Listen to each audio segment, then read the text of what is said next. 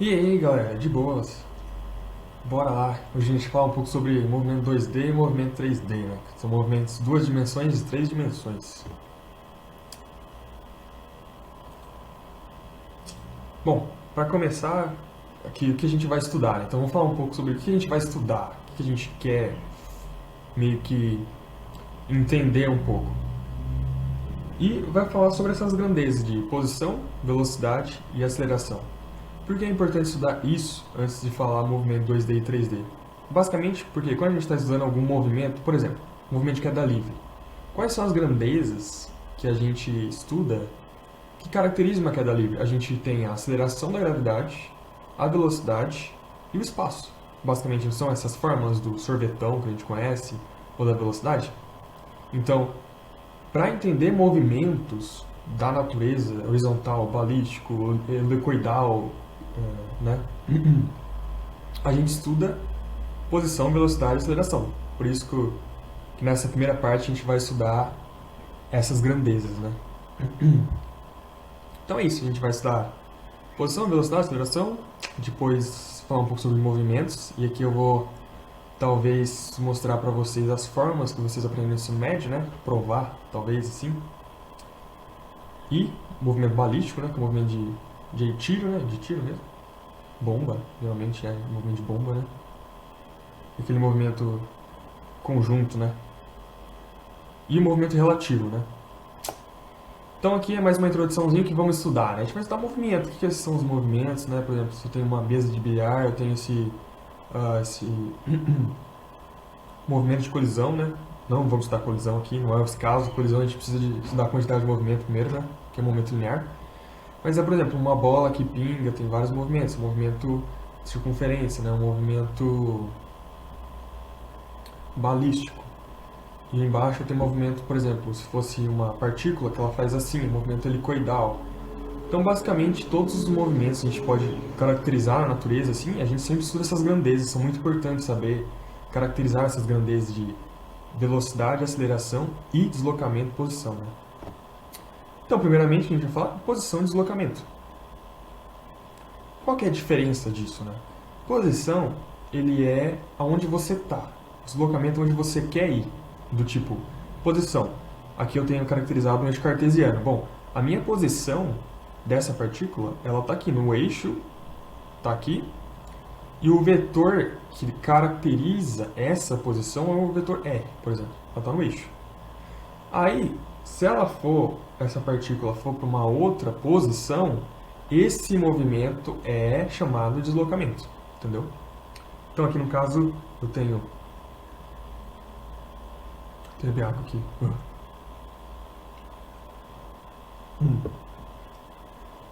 A voz estava subindo.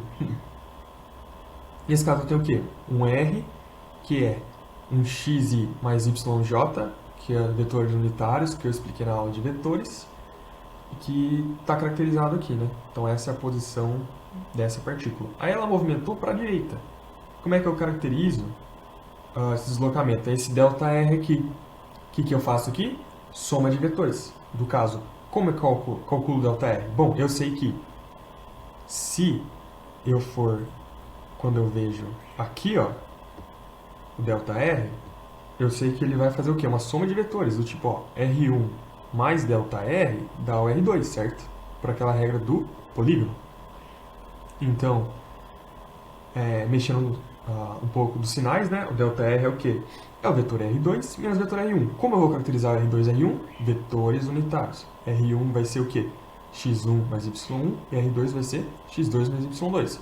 Como aqui é uma subtração de vetores, eu coloquei aqui, bom, vetores unitários, x2i mais y2j é o vetor R2, x1i mais y1j é o vetor R1. Subtração, mexo aqui e subtraio cada componente e isolo em cada versor, cada vetor unitário. Versor também é chamado de vetor unitário, tá? Então aqui eu tenho um i e um j. Aí o ΔR é caracterizado por x2 menos x1 i mais y2 menos y1j, respeitando sempre o que eu estou trabalhando, né? Com o vetor unitário eu sempre pego componentes do eixo x e do eixo y, eu respeito cada vetor unitário onde eu estou trabalhando.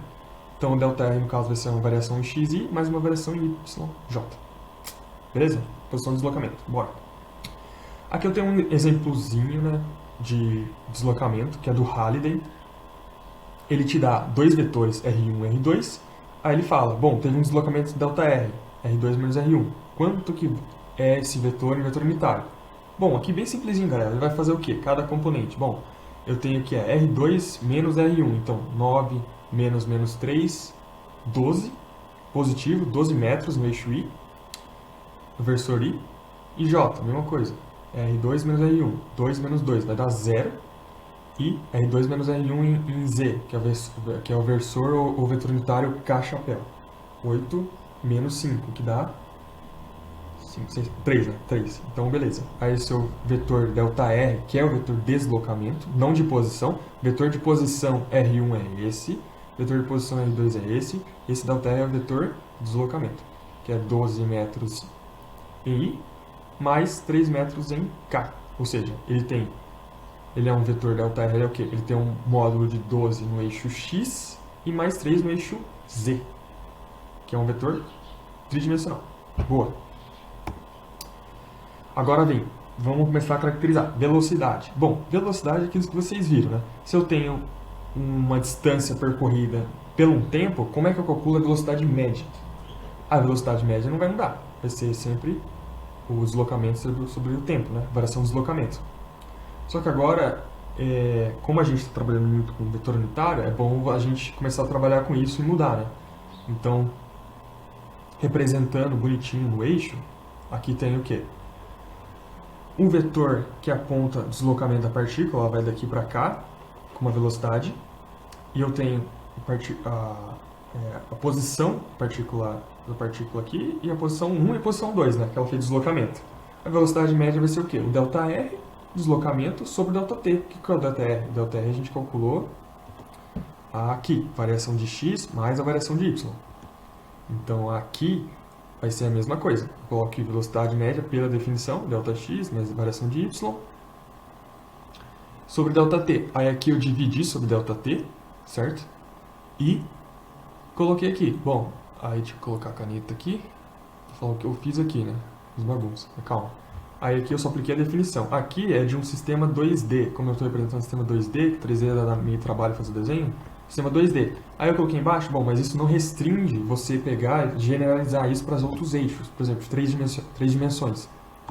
A velocidade média, então, vai ser sempre calculada dessa maneira por vetor unitário, do tipo ΔX sobre ΔT, I chapéu, mais ΔY sobre ΔT, J chapéu, mais ΔZ sobre ΔT, K chapéu. O que eu estou falando? Isso é vetor unitário. Por que eu estou falando isso? Porque a maioria dos exercícios, a maioria das vezes, quando a gente vai caracterizar um vetor, eles vão dar para vocês os versores dele, o vetor unitário do vetor. Caso ele não desse o módulo direto, aí é como vocês aprendem no ensino médio mesmo. Do tipo, eu estou dirigindo e percorri 10 km, gastei 1 hora. Qual que é a minha velocidade média? 10 km por hora, né? Então, você só divide aí, beleza. Aqui eu só estou começando a caracterizar para vocês entenderem e acostumarem a utilizarem os vetores unitários. Beleza? Aqui eu tenho um exemplo, mas eu vou pular, depois se quiser pode dar pausa, mas é da partícula anterior que a gente calculou o ΔR, então ele só vai dividir pelo tempo que é 2 segundos e vai colocar aqui, não vai mudar nada não, só vai mudar o módulo do vetor final aqui, que você vai dividir pelo tempo. E agora, isso é interessante, porque isso é algo que... Isso era polêmico no ensino médio, né? Falar em velocidade instantânea, o professor já corria, porque tem que usar o quê? Limite e derivada, né? São algo que vocês vão aprender, e no ensino médio a gente não aprende isso, né? Quando a gente fazia, por exemplo, movimentos, e queria calcular, era tudo velocidade média. Então, como é que eu vou saber? Agora a pergunta é, como é que eu vou saber a velocidade de uma partícula, de um carro, sei lá, alguma coisa que eu estou estudando, num instante, naquele instante específico, naquele momento, eu quero saber. Por exemplo, se eu fui daqui para Campinas, moro em Limeira, né? Se eu fui daqui de Limeira para Campinas, eu não quero saber... Antigamente, vocês queriam saber, qual que foi a velocidade média, né? Que eu percorri aqui. Agora eu quero saber, não, eu quero saber qual foi a velocidade no trajeto daqui 20 minutos, 15 minutos, 30 minutos. Aquele momento específico. Aí vem utilizar o quê? Derivada e integral. Por quê? Vamos entender um pouco. Vocês vão aprender isso mais em cálculo, mas física é um pouco chatinha porque eles já vão utilizar isso, mesmo vocês às vezes não aprendendo. Eu também achei um pouco ruim na minha época, do tipo, que eu não sabia muitos conceitos de limite e derivada. A gente aprende com calma em cálculo, né? Em física já começa lá, bora, limite, derivada, já aplica já, né? Mas deu tudo certo, galera. No começo eu achava meio ruim, mas não é tão complexo assim, não. A faculdade tem coisas mais complexas do que isso. Então, o que é? Por exemplo, a gente viu, né? Eu tenho vamos supor, a partícula que veio de R1 foi para R2. Bom, tem o vetor de deslocamento, beleza. Como eu quero saber, naquele instante, isso quer dizer que esse meu ΔR vai diminuindo, né? Então, eu quero saber, por exemplo, eu quero saber quando essas posições de deslocamento vão ser nulas. Eu quero saber naquele instante, qual é a velocidade naquele instante. Então, eu vou diminuindo o ΔR, diminuindo, a que ponto? Até ele ser nulo. Ou seja, a minha velocidade instantânea, ela é calculada para quando a minha variação de tempo daquela velocidade média tende a zero. Ou seja, eu não quero saber quando está tendendo a zero, sabe? Eu não quero saber quando, por exemplo, eu tive um deslocamento em 10 segundos. Eu não quero saber o tempo que eu demorei para decorrer. Eu quero saber, naquele tempo, em 2 segundos, qual a minha velocidade média. Ou seja, a variação do tempo não tem. E meu ΔR, eu percorri um deslocamento, mas eu quero saber naquela posição, naquele tempo, qual que é a minha velocidade, sabe? Aí vem essa definição de bonita, que é de limite e ΔZ tendendo a zero, né? Dessa divisão. E isso é o quê? Derivada. Derivada vem de limite. Então, a velocidade instantânea ela é calculada pela derivada de R em função de t. É isso. Tem que calcular a derivada. Como a gente vai calcular a derivada? Tem técnicas. Aí tem que ver que o Gui fez de algumas técnicas de derivada, mas geralmente são polinômios de derivada. É bem simples assim, é só fazer a regra do tombo que a gente chama. Né? Mas sempre que quando você quer velocidade instantânea, você vai fazer derivada. Beleza, galera? Aí aqui, com vetor unitário, né? Então você vai fazer a derivada de x em i e a derivada de y em t, né? Você vai fazer dx dt em i chapéu mais derivada de y em t em j chapéu. Beleza, galera? Aí vocês obtêm o vetor. Quando ele te dá um vetor unitário, você consegue obter essa velocidade já nessas componentes. Eu sei que vocês podem estar pensando, nossa, mas eu não sei derivada, eu não sei integral, eu não sei limite e tá bugado tudo. Calma, a gente ajuda. Tem as aulas de cálculo que eu acho que o João fez, essas aulas de derivada. Acho que o Gui fez um resuminho também de cálculo de derivadas, então isso tudo pode ajudar. Mas não é tão complexo assim, galera. É uma técnica como se fosse soma. A gente aprende no ensino médio soma, subtração, multiplicação e divisão. Na faculdade existe algo além que é um pouco mais, que é limite, derivada e integral. São operações específicas também, sabe? Então, um exemplo de velocidade instantânea, muitas vezes, por exemplo, no movimento horizontal, aqui vamos supor que está caindo uma bolinha, eu quero saber no meio do trajeto qual que é a velocidade. Não tem como eu fazer velocidade média. Aí a gente usa o conceito de velocidade instantânea. E a aceleração? É a mesma coisa também. Aceleração média, a gente aprende no ensino médio, variação da velocidade sobre variação do tempo, certo? Se ele te der em vetor unitário, mesma coisa. O ΔV vai ser a variação da velocidade em x mais a variação da velocidade em y, né? Que é os vetores, né? Então, por exemplo, ele vai falar para você, num determinado momento, o vetor unitário da velocidade é isso, no outro determinado é outro. Você pega e faz a variação dos componentes, obtém um ΔV.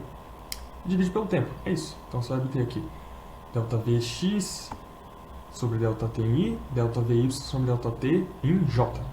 A variação das velocidades. Essa é a aceleração média. Não. O que muda do ensino médio é isso, utilizar vetor unitário, mas é o mesmo conceito. Você vai pegar a variação da velocidade e dividir pelo tempo. Se eu falar no ensino médio, se eu tenho um carro, estava a 10 km por hora, passou para 40 em 10 segundos, ou seja, ele estava em 10, passou para 40, tem 30 km por hora em 10 segundos. Então uma aceleração de 3 km por hora, né? Ao quadrado, né? Aceleração ao quadrado. Ou, geralmente a gente está acostumado a aceleração falar metros por segundo ao quadrado, né? Mas aí seria esse mesmo conceito, né? E aqui embaixo também, se fosse tridimensional, né? No caso, um delta Vx sobre delta t, delta Vy sobre delta t, em I, X, J e K, e um delta Vz sobre delta t. Beleza, galera?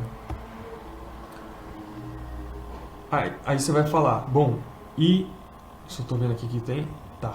E aceleração instantânea. Como é que eu vou fazer aceleração instantânea? Deixa eu voltar. Opa. Aceleração instantânea é o mesmo da velocidade, só que agora ela é o quê? O limite do tempo indo a zero na análise da velocidade, ou seja, a derivada da velocidade sobre o tempo. Ou seja, sei que pode estar confundindo.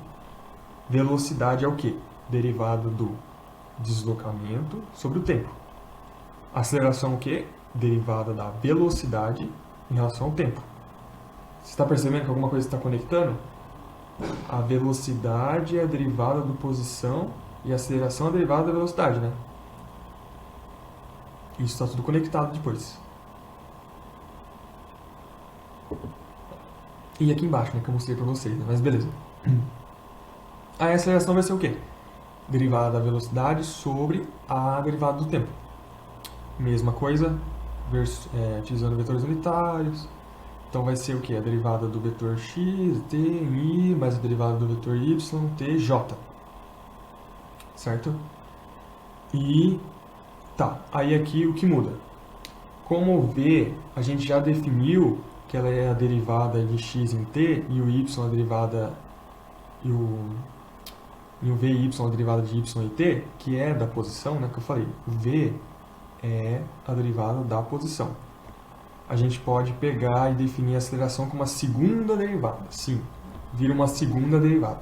Eu sei que eu posso estar indo um pouco além, que às vezes não é o intuito dessa aula, é para ser algo mais simples, eu sei disso, mas eu acho legal eu mostrar para vocês, talvez alguns professores não falam muito, de onde vêm as coisas das definições das velocidades instantâneas, sabe? Então essa aula é para vocês entenderem que vocês vão ter que utilizar cálculo nesses casos específicos que eu quero saber no momento, naquele momento, qual é a velocidade, qual é a posição.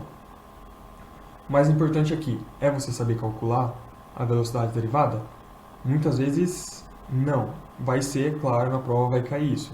Mas eu falo assim, você entender o conceito é importante saber de onde vem.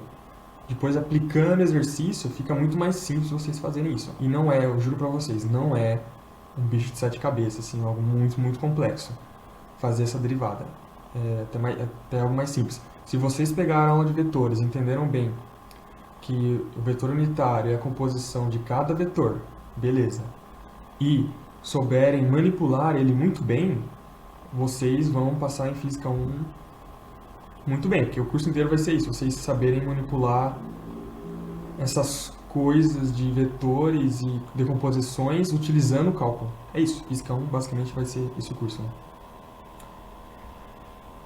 Certo, galera? Então, a aceleração instantânea, segunda derivada da posição e primeira derivada da velocidade. Aí você fala, bom, como eu vou utilizar isso? Eu vou mostrar um exemplo aqui que eu vou fazer com calma. Eu sei que a aula está dando um pouco lenta, mas se vocês quiserem acabar por aqui, acabar o vídeo, eu só vou terminar o exemplo com calma, mostrando para vocês como eu aplicaria esse conceito. E nas listas, a lista que eu fiz também, nesse tópico, tem muitos exercícios legais, assim, para aplicar, que vocês vão entender rapidinho.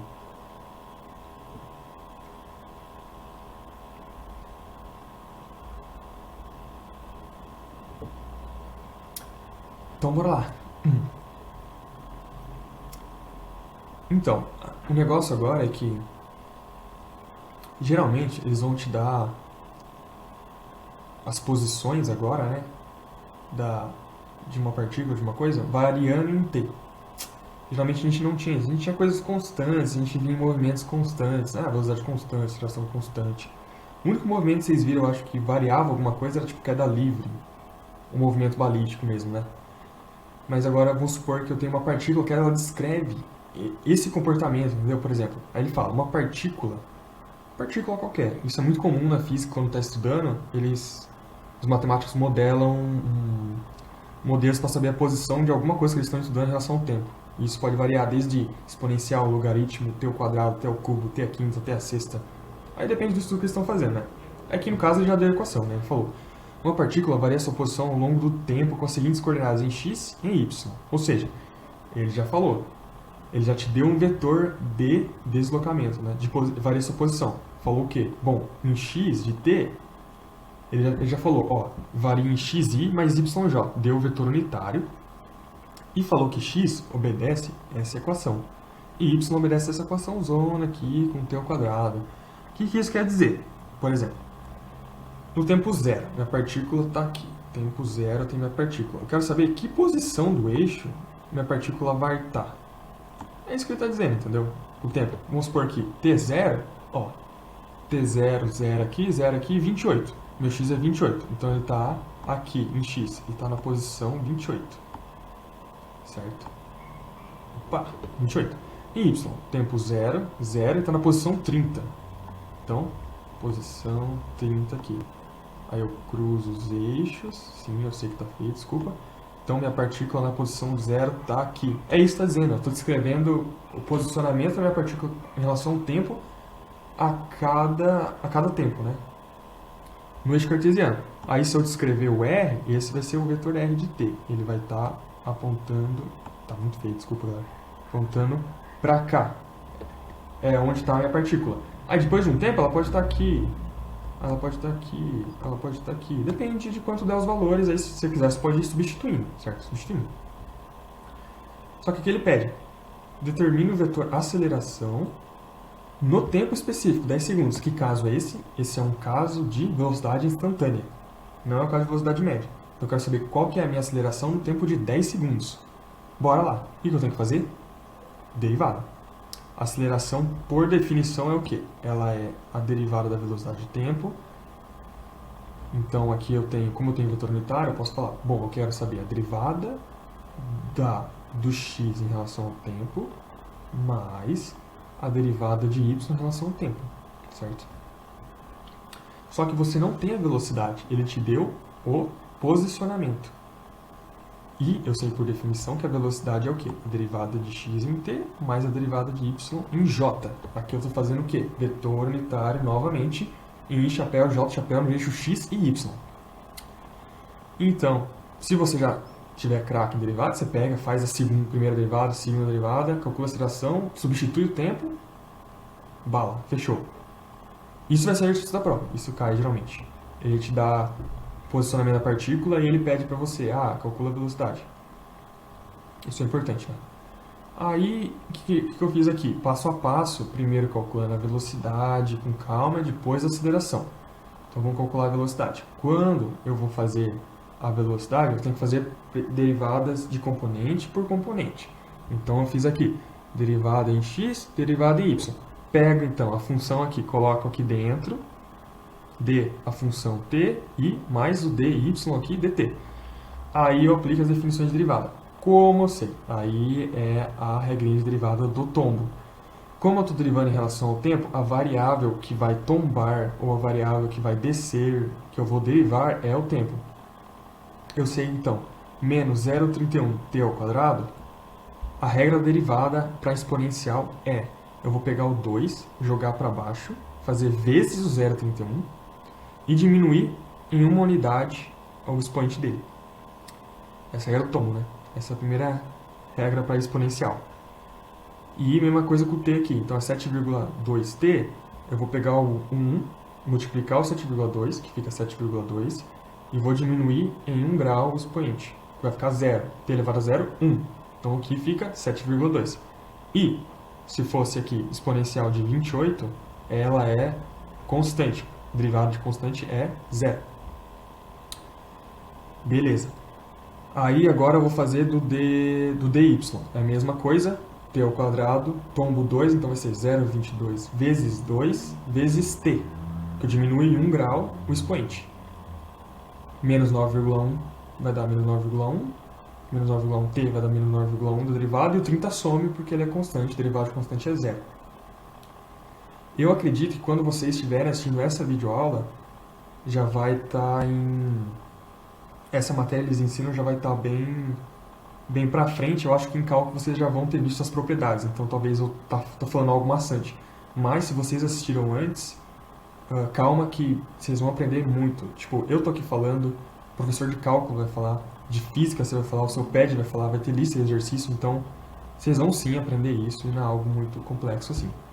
Aí no caso eu obtive o V em função de t e j. Aí eu faço a mesma coisa para V. Aí eu derivo em relação a t de novo, que eu faço uma segunda derivada para calcular a aceleração. Aí bora.